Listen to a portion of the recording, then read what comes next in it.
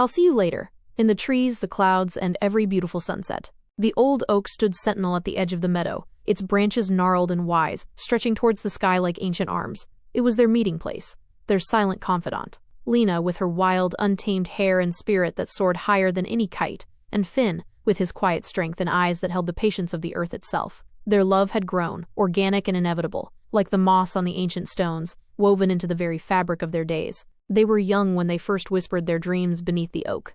Lena spoke of traveling the world, her voice alight with the promise of foreign lands and vibrant cultures. Finn, a budding botanist, dreamed of understanding the silent language of the forest, of nurturing life from the smallest seed. Their paths, though distinct, were inextricably linked by an unspoken promise. They would always find their way back to each other, to this tree, to the quiet comfort of their shared existence. One crisp autumn afternoon, as leaves painted the meadow in hues of fire and gold, the world shifted. Finn received an urgent call, a sudden, devastating diagnosis. A rare, aggressive illness, swift and merciless. The words hung in the air like a death knell, silencing the songs of the birds, turning the vibrant colors of the leaves to ash. Lena held him under the oak, her tears mirroring the falling leaves, each one a testament to a dream deferred, a future stolen. "It's not fair, Finn," she choked out, her voice raw. "We had so many sunsets left, so many quiet moments under these stars." He cupped her face, his touch gentle but resolute. His eyes, though shadowed with pain, held the same steady light she'd always loved. "Lena, my love, our moments aren't stolen. They are simply changing form." He took a shaky breath. "I won't be with you in the way we planned, but I will always be with you." He looked towards the majestic oak, then up at the vast expanse of blue, dotted with wisps of white.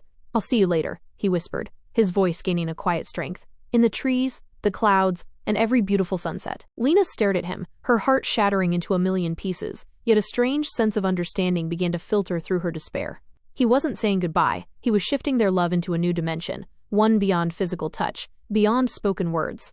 He was teaching her to see him, not with her eyes alone, but with her soul.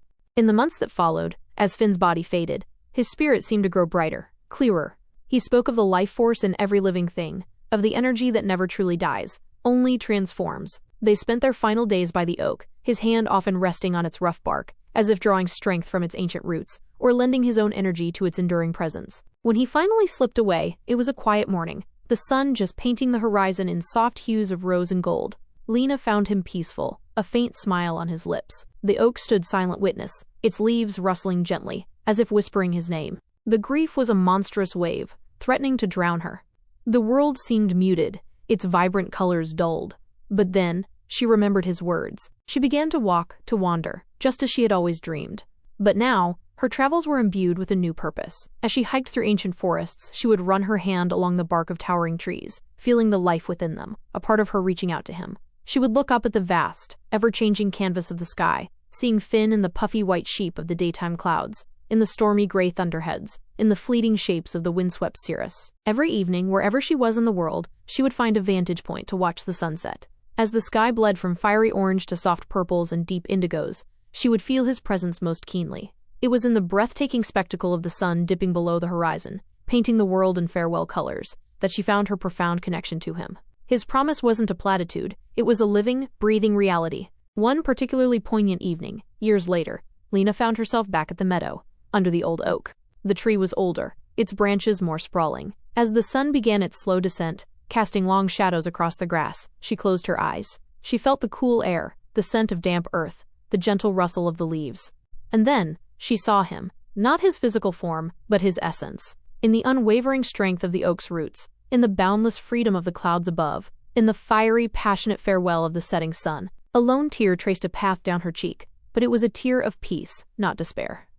He was there, not gone, but transformed. Their love, like the energy of the universe, had simply shifted its form, becoming eternal, residing in every natural wonder that painted her world. She felt his hug in the cool evening breeze, heard his whisper in the rustling leaves of the trees, and saw his smile reflected in the glorious hues of every beautiful sunset.